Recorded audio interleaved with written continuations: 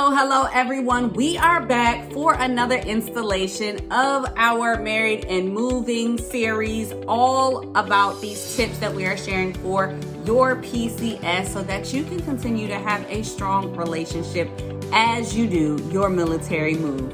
If you are loving this series, I hope that you comment below, tell us some of the feedback that you have from these tips, and be sure to like and subscribe so that you don't miss another installation of this series. Now, let's jump into it because today is all about money. So the reason why we're talking about money is because, for one, money and financial strain is the number one stressor that impacts couples, period, military or not. It is one of the things that we argue most about typically, and I'm sure if you're thinking about your relationship, you probably had an unpleasant conversation or two in regards to money.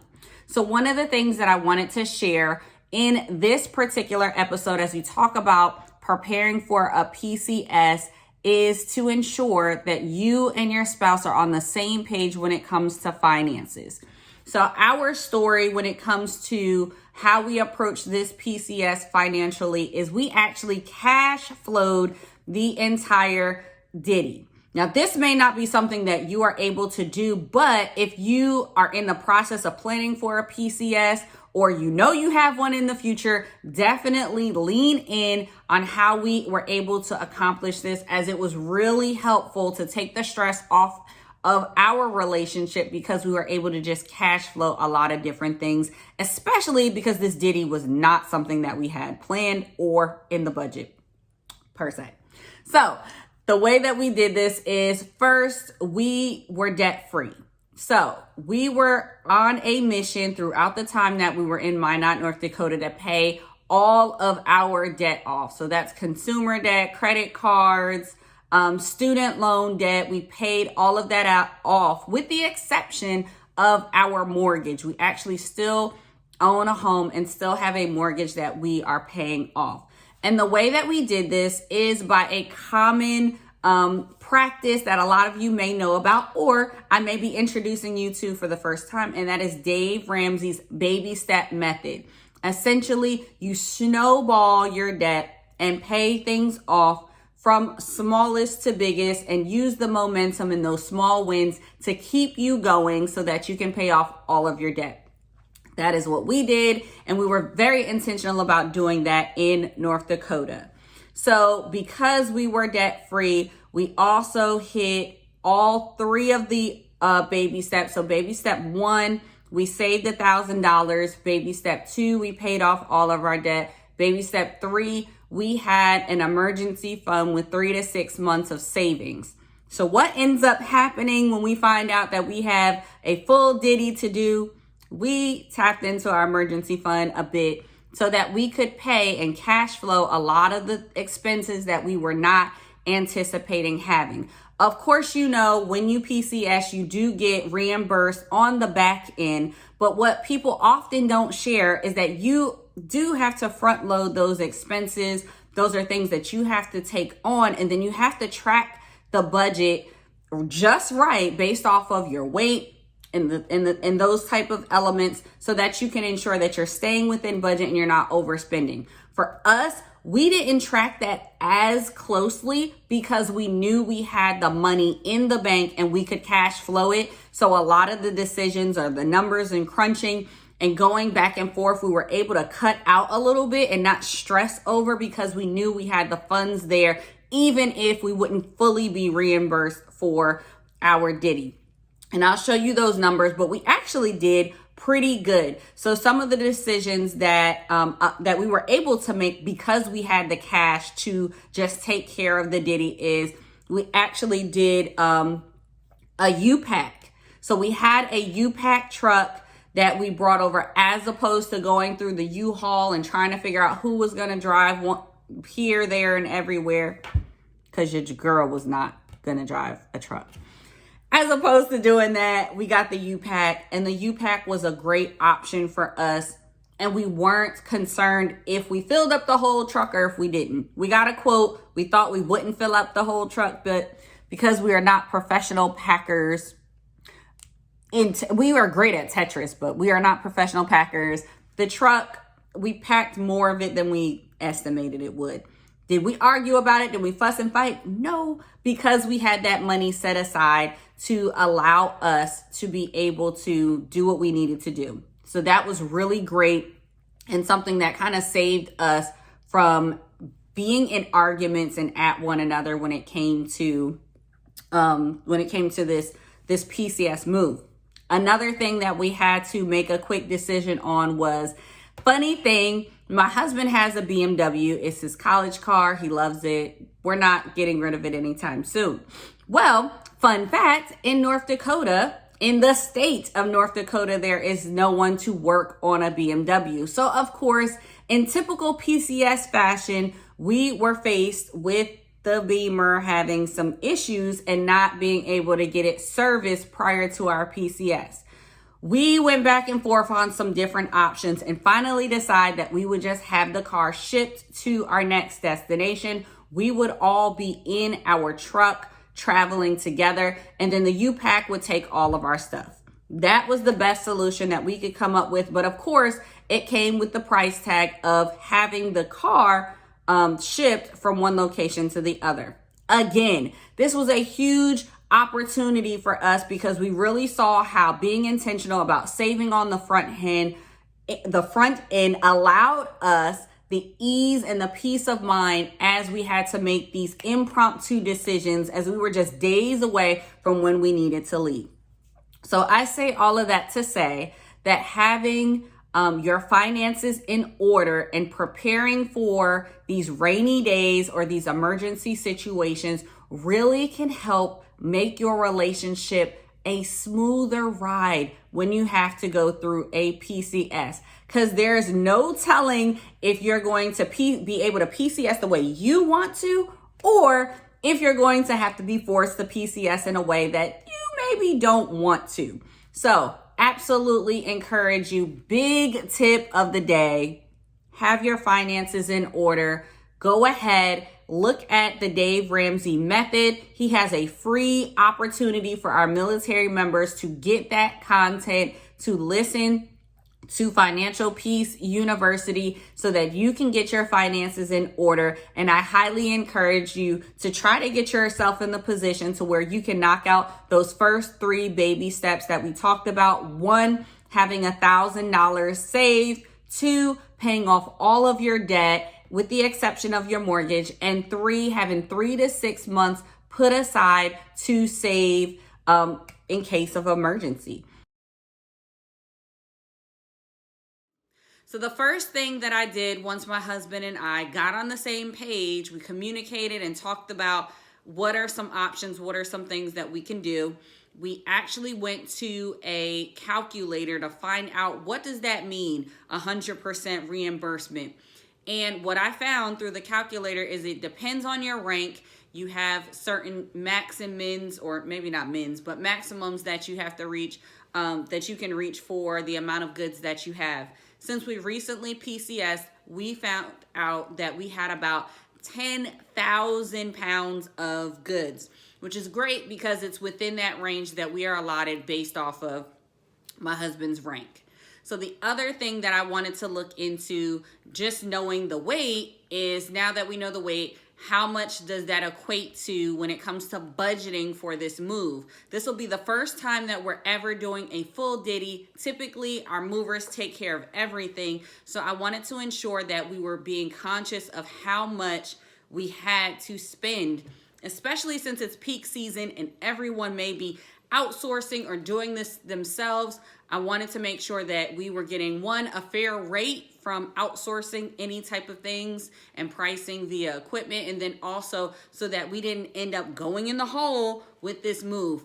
Typically, you'll hear people say that they can make money off of a move, and I just wasn't going to trust that. I wanted to see for myself, no kidding, how much of a budget do we have for this move? So once I calculated that rate, I found that we have about $9,000 that we can potentially work with for this move. fantastic. I think that's going to be plenty to get us all the things that we need to do and to move and maybe even make some money. We'll see if we're even able to pocket anything in a later video. So I will say there's an exciting first step that I took once I have committed to this move, which is I went to my local U-Haul store and I actually picked up something to kind of get me started in the spirit of moving. So what I did was I went ahead and I got this easy pack box. It's just a starter kit so that you can get your things packed up. What I liked about this, it was only like $40. And the other thing that's really nice about it is I didn't want to commit to the boxes that I actually really like. After you moved a couple of times, you know what types of boxes you want, like the garment boxes, and I'll probably share those because we'll probably order those. But from places like Uline, for example, they have amazing things, but the shipping on those items was at least $142 for us based off of our location to get those packing kits to us. The shipping was really high. So I definitely wanted to ensure that we had enough budget and we've broken out the other line items before I make bigger purchases of boxes and packing materials. And then the other thing that I wanted to make sure before going into such a big investment is that I kind of thought through what exactly are we going to move.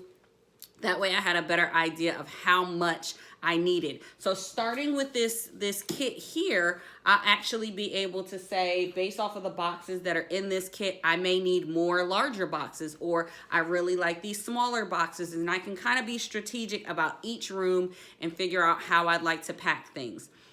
For those who may be wondering how much time we have about 3 weeks. 3 weeks to pack all the things in our home, and we are currently in a 3-bedroom, 2-story house. So this will be very interesting to see how we manage to get through this. 3 bedrooms, we have a formal office and dining area, and like I said, when we previously moved, we had 10,000 pounds of items.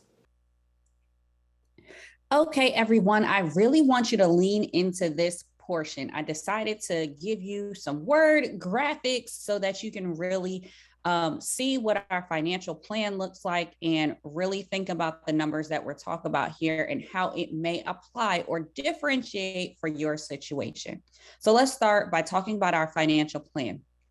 Step 1 to our financial plan to allow us to cash flow this PCS was to complete Dave Ramsey's first 3 baby steps. Now, we accomplished this in 2021 prior to us finding out that we would have the PCS. And to break down what those baby steps are, you can head to Ramsey Solutions, but very simply here, I put baby steps 1, which is saving $1,000 of a starter emergency fund. So that can be an existing savings account maybe that you have, making sure that you have $1,000 in that. If you already do, congratulations, you can check the box on this first baby step. Baby step 2 is paying all debt, smallest to largest, and he calls it a snowball method. This was something that we found to be very helpful to really knock out the remainder of our student loans. Now, this step, we're talking about paying off all debt, smallest to largest, with the exception of our mortgage. So we do currently have a mortgage, but let me tell you, it feels great to be debt-free with that exception, just a mortgage. It's really fantastic. And that's what actually freed up the cash so that we could utilize it for this PCS. And step 3, you increase your savings to cover 3 to 6 months of your household expenses. This is what Dave calls an emergency fund. You're beefing that up. So you're taking that 1,000 and bringing it up to whatever that 3 month of expenses, up to 6 months of expenses may look like for your household. One of the things that we found to be extremely helpful with this, again, once you've paid off that debt, a lot of those minimum payments and things that we were putting towards that, we really just threw to the savings account and we were able to hit this goal rather quickly. So don't let it discourage you if it seems like a lot, or maybe if you're not even on step one of the baby steps. I'd encourage you to do it now.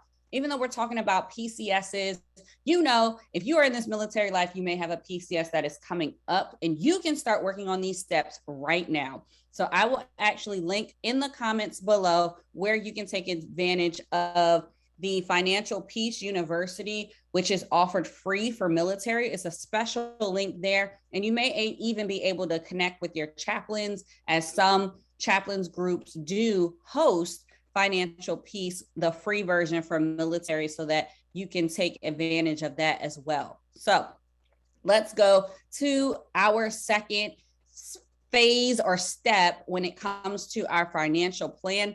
We utilize that emergency fund, or I like to call it an opportunity fund, to cash flow our expenses. So what does that mean? We utilize that 3 to 6 months that we had saved up to put towards the expenses that we would have come up during our PCS. And the reason why this is hugely valuable is because, and we'll talk about a little bit later, if you're putting these expenses on a credit card, well, that can accrue interest that you weren't prepared to pay for. And then it also put us in the driver's seat. It gave us the ownership to kind of pay for the things that we wanted, that we needed to, especially like if we have issues with the car and we have to last minute figure out a solution for that, we were able to cash flow it, knowing that we would put that money back whenever we received our reimbursement. But it didn't limit us, because we had the funds there to get the things done in a very quick amount of time. The third step or phase, if you will, in our financial plan was to put back that cash, right? So we had that cash or the reimbursements that come in after you PCS. And for us, I believe that was at least like a month or two. So we want to make sure that we put that back. And then the fourth stage, which we'll talk about in another episode of this series, is just utilizing a portion of what you've maybe net on the move to treat yourself. So let's keep going. So here are some of the items that we cash flowed. We got a U-Pack, which is basically a service that they drop off a trailer. You pack the trailer, like it sounds, with all of your things, and then they transport that trailer to your next destination. Now, this is the option that we picked because like pods and other type of companies were not available in our region. So depending on where you are, you may utilize a U-Pack option, or you may find something else that's a little cheaper. I know a little later we'll talk about some people like to just rent a U-Haul and do it all yourself. And that's great. But I just, like I mentioned before, I didn't want to drive, and my husband didn't want to have to take on that extra stress. So the reason why we're talking about cash flowing is because we're using our cash to kind of eliminate stress. That is the theme. That's when I want to drive home here. So shipping the car, that was about a $2,000 expense. It was an emergency out-of-pocket cost, because if you're trying to get a reimbursement for your car to get shipped, the government does not reimburse for that specifically. Now, if you got more money on your reimbursement that you can allocate to put back in your fund for that, then cool. But I just wanted to give the disclaimer, the government does not pay for you to ship your car. So moving materials, we did it on the cheap side. Honestly, we got those boxes that I showed you before. We utilized plastic bags, Ziploc bags. I gave you a link to just different things to keep our costs down for moving materials. And actually great savings that we did was previously I'd invested in bins, so plastic bins. And we utilize that to pack a lot of our things. And of course, you use them over and over again, so you can use them the next time for a PCS. And that was a huge way that we saved funds here. For our food and gas, we spent about $540 for this Carol party of 5 during our PCS. And then we only had to do one night at a hotel, which was $100. Again, leveraging those family and friends that are along the way was a huge help. But this brought our cash flow out of pocket cost to $7,890. So yes, all of that and some was in our emergency fund, and we were able to pull that out and pay for the things that we needed. So for our financial reimbursement, TMO full moving coverage, they reimbursed us $6,300. Now, this covers per diem for a family of 5, mileage, DLA, that type of stuff was reimbursed, and an additional $6,400. So the total reimbursement, when you put that TMO with those other reimbursement factors, was a total of $12,700.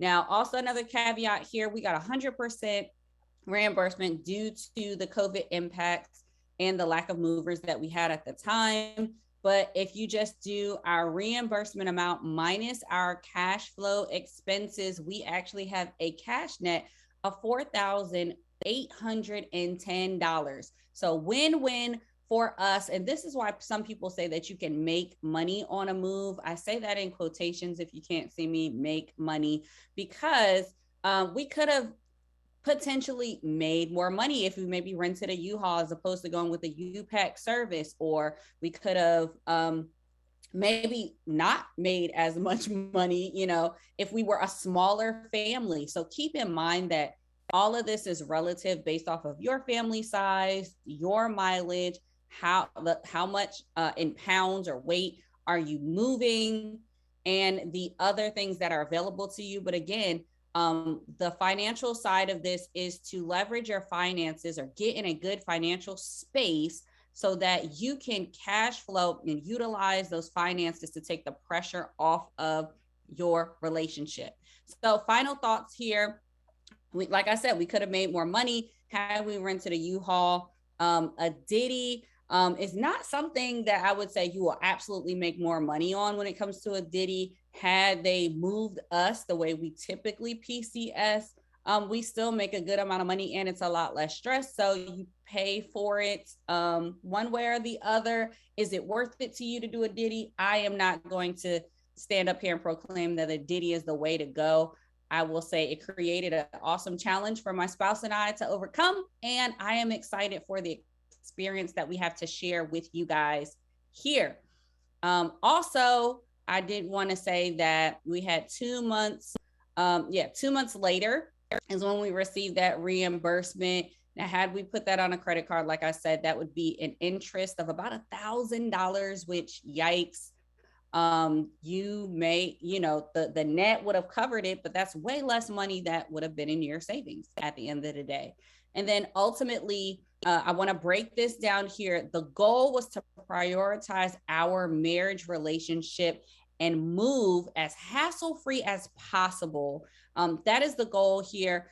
We weren't really trying to make money on this move. So our big tip, my husband and I, we talked through specifically this episode to break this down.